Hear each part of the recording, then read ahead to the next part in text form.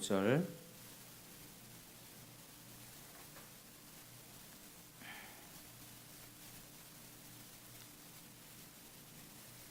여호수아 24장 15절 제가 봉독하겠습니다. 만일 여호와를 섬기는 것이 너희에게 좋지 않게 보이거든 너희 조상들이 강 저쪽에서 섬기던 신들이든지 또는 너희가 거주하는 땅에 있는 아모리 족속의 신들이든지 너희가 섬길 자를 오늘 택하라. 오직 나와 내 집은 여호와를 섬기겠노라 하니. 아멘. 이제 금요일마다 이제 순교자의 소리에서 나오는 온전한 헌신 시리즈, 믿음의 증인들의 이야기들을, 실제적인 이야기들을 이렇게 소개하고 있습니다. 오늘 소개할 첫 번째 증인은 이제 영국의 존 램버트라고 하는 사람입니다. 영국에서 1500년대 1509년에서 1547년 동안 제위하며 무제한의 권력을 휘둘렀던 왕이 바로 헨리 8세였습니다. 이 헨리 8세는 영화로도 만들어지기도 했고, 여러 명의 아내, 6명의 아내가 되는 그런 인물들 통해 가지고 영국의 성공회라고 하는 또 이 교회가 생겨나기도 했고, 참 말이 많은 인물이긴 한데요. 이 헨리 8세는 아무튼 권력이 굉장히 대단했던 사람이었습니다. 이 헨리 8세는 한 사람을 이단 혐의로 신문하고 있던 중이었습니다. 네가 살 것인지 죽을 것인지 선택하라. 너의 선택은 무엇이냐? 라고 이 사람을 굉장히 책망하며 신문하고 있었죠. 그 신문받던 사람이 바로 누구냐면 그리스어와 라틴어를 가르쳤던 교사 존 램버트였습니다. 이 램버트는 자기 교회 사제에게 성경에 일치하지 않는 설교를 했다고 당당하게 항의를 했고, 이로 인해 캔터베리 대주교에게 끌려갔으며 나중에는 이 국왕 헨리 8세 앞에까지 잡혀가게 되었습니다. 이 램버트는 주교들과 판사들 앞에서 변호사들과 또 구경꾼들 헨리 8세가 참석한 이 법정에서 성경 구절을 인용하고 원어의 의미를 밝히면서 자신의 주장을 펼쳤습니다. 피고와 원고 양측은 격렬한 어조로 팽팽하게 맞서고 있었죠. 이 모든 과정을 지켜보던 헨리 8세는 벌떡 일어나 램버트에게 마지막 선택을 하도록 명령합니다. 이들의 논리와 설명을 들었으니 너도 만족할 것이다. 이제 너는 살 것인지 죽을 것인지 선택해라. 네 선택은 무엇이냐? 이렇게 신문했던 것입니다. 이 램버트는 깊이 심호흡을 한 뒤에 확신에 가득한 어조로 대답했습니다. 나는 하나님의 손에 내 영혼을 맡겼소. 그러나 육신은 이 법정의 조치에 맡길 것이요. 이렇게 대답을 했습니다. 결국 램버트는 풀려나지 못한 채로 이단으로 유죄 판결을 받아 화형을 당하게 되죠. 이런 중세시대 때는 산채로 화형당하는 일이 굉장히 많았습니다. 얼마나 고통스러웠을까. 특별히 신앙 때문에 죽어갔던 선배들은 이런 고문들을 당했던 것이죠. 램버트는 서서히 고통스럽게 죽어가는 그 과정 속에서도 뜻을 굽히지 않았고 도리어 두 팔을 들어 하나님을 찬송하며 소리쳤습니다. 그리스도 외에는 다른 선택은 없다. 그리스도 외에는 다른 선택은 없다. 이렇게 외치며 그렇게 하나님 품에 안기게 되었습니다. 램버트는 진리를 타협하지 않고 진리를 지켜내기 위해서 국왕의 권력도 무서워하지 않고 죽음 앞에서도 굴복하지 않았습니다. 자, 오늘 이 램버트의 이야기를 보면서 선택에 관한 한 가지 묵상을 해보기 원합니다. 우리는 지금 할 수 있는 것들이 넘쳐나는 오늘날 항상 무언가를 선택하며 살아갑니다. 일상에서 무엇을 먹을까, 어떤 옷을 입을까, 또 오늘은 TV에서 수십 개의 채널 가운데 오늘은 어떤 프로그램을 시청할까. 그런데 이런 선택들은 그렇게 중대한 선택이 아닙니다. 인생에 큰 영향을 주기에 선택하는 것이 아니라 그저 선택해야 하기 때문에 그렇게 사는 것이죠. 그래서 우리는 지금 선택할 것들이 너무 넘쳐나기 때문에 선택 장애까지 그렇게 발생하는 것입니다. 그런데 인생의 중대한 문제에 우리가 직면해 있을 때 우리가 선택해야 할 것은 오직 그리스도와 그의 진리밖에 없습니다. 오늘 여호수아도 그렇게 이 이스라엘 백성들 앞에서 선포하고 있습니다.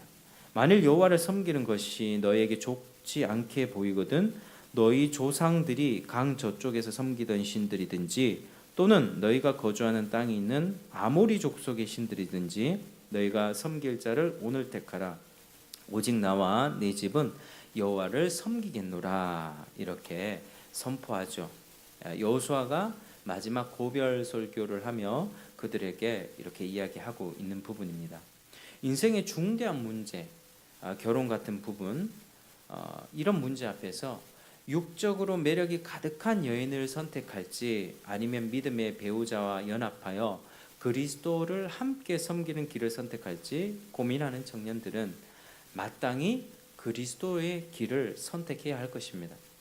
또는 어떤 사역자로서 부르심 앞에서 주님이 부르신 그 사명의 길을 가야 할지 아니면 일반적인 직장인의 삶을 고수할지 고민하는 사람들은 당연히 그리스도의 길을 선택해야 될 것입니다.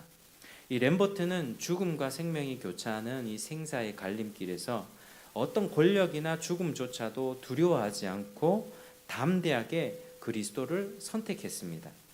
단 한순간의 망설임도 없이 그리스도 외에는 다른 선택이 없다고 아주 담대하게 선포하며 그렇게 죽음을 선택한 것입니다.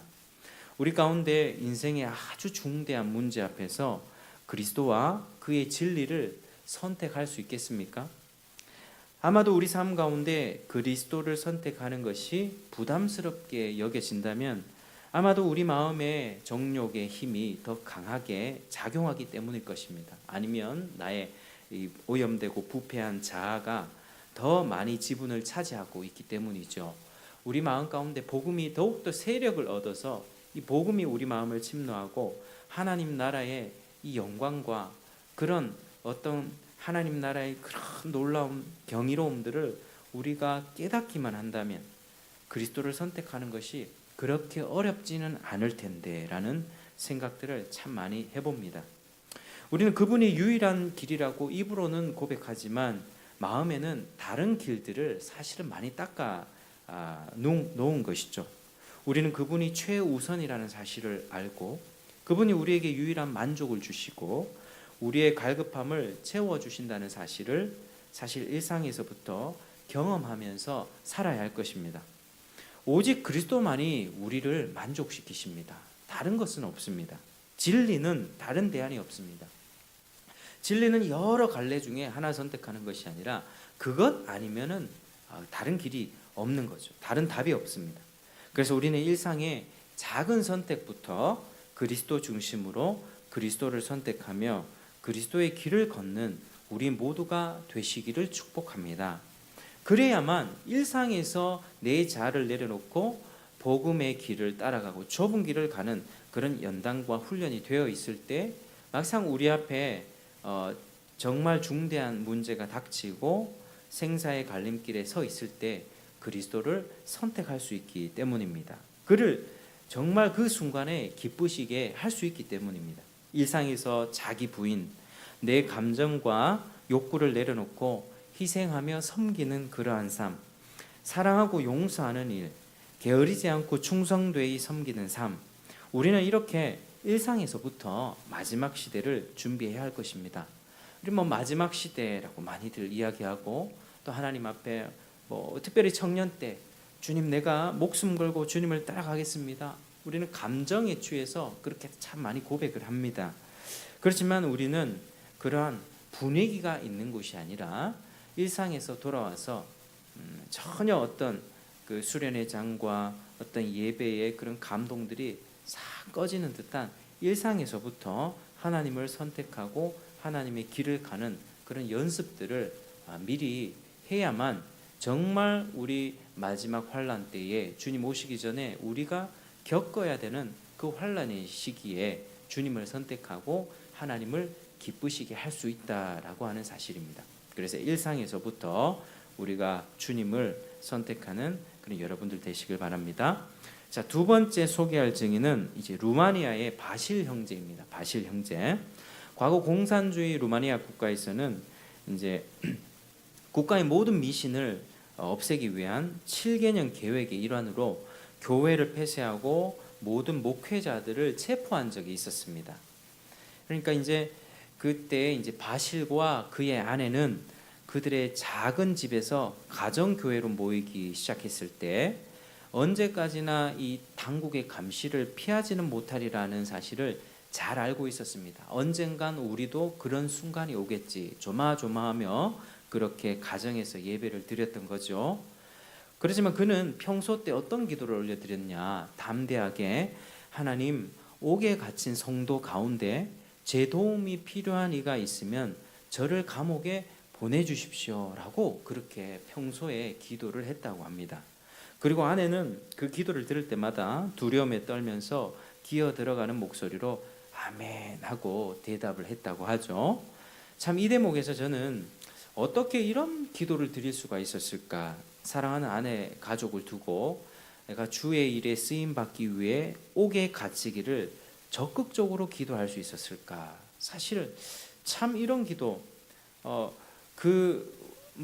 이렇게 적극적으로 기도하지 않아도 어떤 그런 상황이 닥칠 수가 있잖아요. 그런 상황이 닥쳤을 때는 뭐 어쩔 수 없이 그렇게 일을 감당해야 되겠지만 옥에 갇히기도 하고 또 어려움을 감당해야 되겠지만 이미 자발적으로 사자굴에 들어가는 것입니다.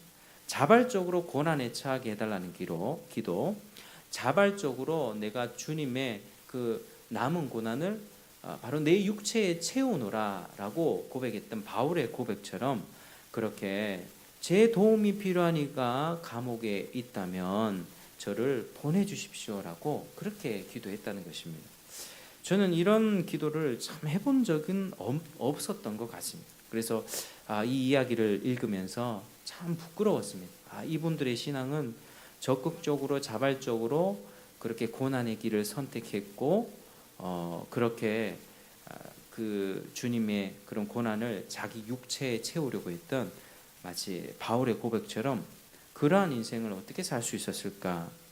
저는 하나님이 주신 복을 그저 지키려고만 했지 한 걸음 더 나아가서 주님을 위해서 하나님 나라를 위해 주님이 주신 복을 자발적으로 버리게 해달라는 기도를 해본 적이 없던 것 같아서 굉장히 또 마음이 많이 찔렸습니다.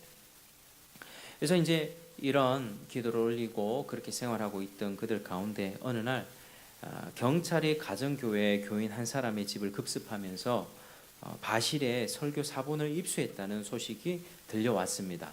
더불어서 그의 친구이자 사역의 동력자였던 부목사 한 사람이 밀고자가 되어서 그를 고발했다는 전갈도 함께 날라왔습니다.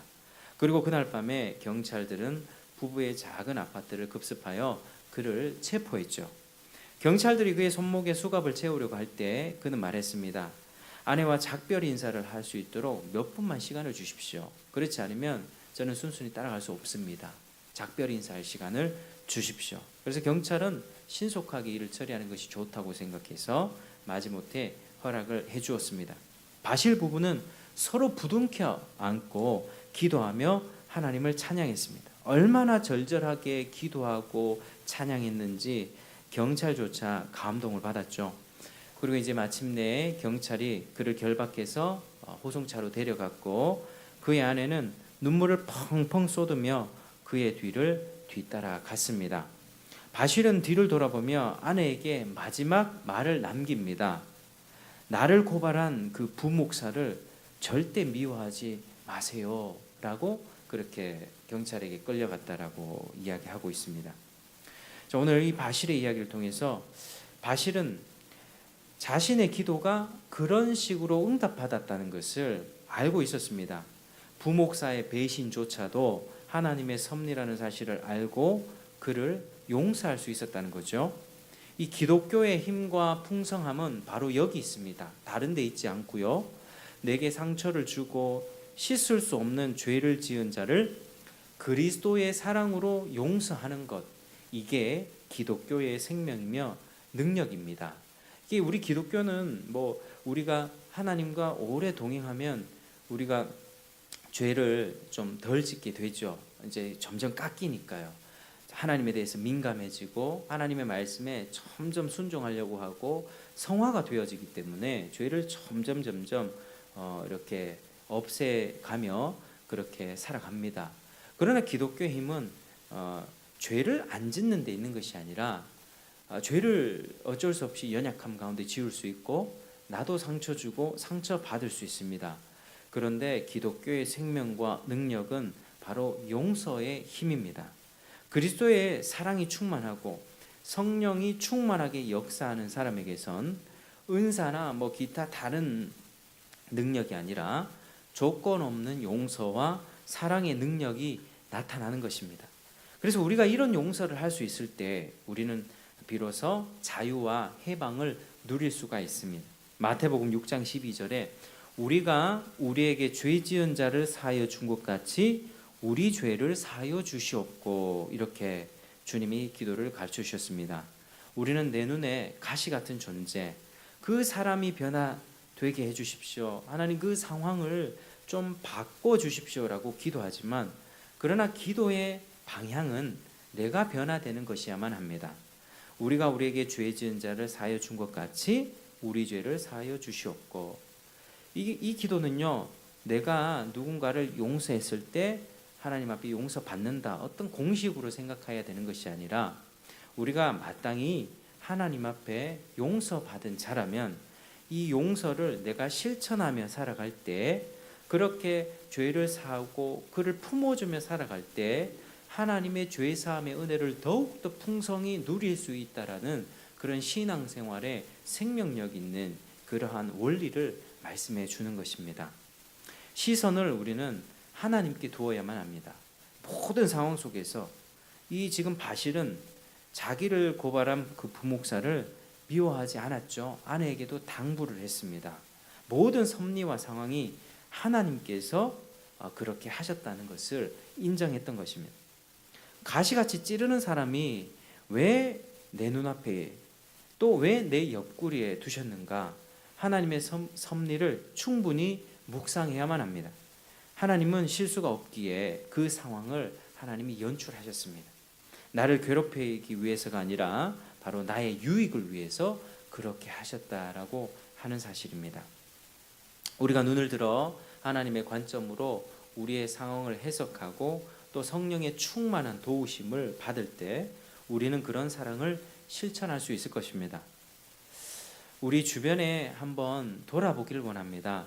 오늘 누구에게 상처를 받았습니까?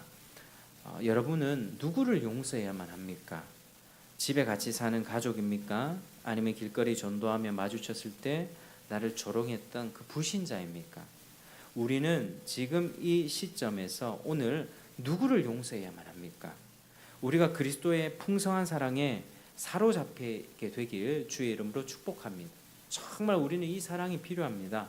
그리고 더 이상 그 사랑이나 그 상황이나 사람이 변하게 되길 기도하기보다 그 상황에 버티지 못하고 그 상황을 자꾸 넘지 못하는 나 자신의 그 남아있는 그 혈기와 미움과 또 살인의 눈빛, 그런 마음이 성령의 불로 태워지길 기도하기를 축복합니다. 우리가 이걸 위해서 신앙생활을 하는 것입니다. 주님이 이렇게 우리가 나아간다면 얼마나 기뻐하실까요? 얼마나 기뻐하실까요? 우리 주님은 하나님의 기준에 이르기 위해서 애쓰고 힘쓰고 하나님 내 모습에 변화되지 않는 모습을 보면 괴로워하는 그 심령 가운데 은혜를 풍성히 부어주시기를 원하십니다. 심령이 가난해져야만 합니다. 나는 하나님 앞에 섰을 때 정말 이런 부분 정말 계속해서 넘어지고 또 용서하지 못하는 부분, 옆구리 가시 털 찔리는 그 부분에 관해서 하나님께 기도하고 또 하나님 앞에 구할 때 하나님은 어느 순간에 우리의 마음을 활짝 열어주셔서 그 인생이 불쌍해 보이도록 역사하실 것이고 그를 위해 축복할 수 있는 그런 넉넉한 마음을 하나님께서 반드시 허락해 주실 것입니다. 그러니까 스데반 같은 사람이 어떻게 자기를 돌 던지며 죽이는 그런 수많은 유대인들을 용서하며 예수님과 똑같이 죽었지 않습니까? 주여 저들의 죄를 사하여 주시옵소서. 저들은 자기가 하는 짓이 무엇인지 알지 못합니다. 그들을 향해서 긍휼의 기도를 올려드리며 하나님 앞에 그렇게 나아갔던 것이죠. 그래서 우리는 이렇게 내가 일상에서 용서할 수 있는 사람이 마지막 시대의 환난도 견뎌낼 줄 믿습니다. 주님의 사랑으로 충만한 자만이 끝까지 인내하며 주를 보게 될 줄로 믿습니다. 사랑의 특징 가운데 고린도전서 13장에 사랑장이죠. 여러 가지가 많이 나오는데 모든 것을 참으며 모든 것을 믿으며 모든 것을 바라며 모든 것을 견디느니라. 그러니까 모든 어려움들을 견딜 수 있는 거예요. 저도 주의 재림을 참 많이 생각을 하고 묵상하거든요. 그래서 오늘 마라나타 찬송도 이렇게 준비하면서 주님의 재림, 이 멀지 않았다, 참 가까이 왔음을 많이 영혼이 느끼고 있는데, 주님의 재림 앞에 통과해야 될 환난에다 자꾸 집중을 하면 마음이 두려움이 생기고요. 그러나 그 환난을 통과해서 우리를 구원하실 주님, 모든 왕권을 지시고 다스리는 그 주님을 생각하면 마음에 평안함이 임합니다.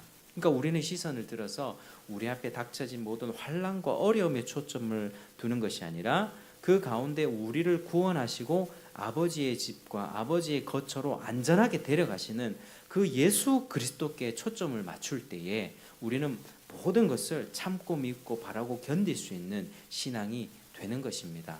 그래서 우리가 지금부터 준비해야 되는 것은 만물이 마지막에 가까이 왔으니 우리는 뜨겁게 사랑하는 법부터 배워야만 합니다. 내 옆에 있는 용서가 안 되는 그 사람을 위해 용서하고 저주하는 것이 아니라 축복하고 축복을 빌어주고, 그 기도가요, 원수를 위해 기도했을 때 그 기도가 자기 품으로 돌아옵니다. 다윗이 그렇게 고백했거든요. 그 기도가 자기 품으로 돌아왔다. 시편에 그렇게 고백합니다. 하나님이 축복해 주십니다. 우리는 이 마지막 시대 때에 정말 사람과의 불법이 성행하고 사랑이 식어지고 모든 이런 어려움들이 다가올 텐데, 주님의 사랑으로 충만한 사람만이 끝까지 인내하며 주를 보게 될 것입니다. 우리는 반드시 그 과정을 통과해야만 합니다. 그래서 지금 아직 이 시기에 있을 때 아직 체제가 바뀌지 않았고 아직 우리가 자유와 권리가 있을 이때부터 우리가 하나님을 사랑하고 또 그 사랑으로 용서하며 살아갈 때 하나님은 충만한 은혜를 베풀어 주셔서 우리 가운데 모든 어려움을 이기고 주님을 보게 해 주실 것입니다. 그래서 우리가 살아가는 일상 가운데 오늘 이 두 증인의 이야기를 참 많이 기억하시고 하나님 앞에서 일상에서부터 내 것을 내려놓고 내 자아를 내려놓고 내 마음 가운데 하나님 나라가 임하기를 기도하며 사랑을 실천할 수 있는 우리 모두가 되기를 주의 이름으로 축복합니다. 우리 다 같이 이거 주님 내가 여기 있사오니 그 뒷장에 있습니다. 주님 내가 여기 있사오니, 주님 나를 이 마지막 어려운 시대 때 나를 좀 사용해 주십시오. 같이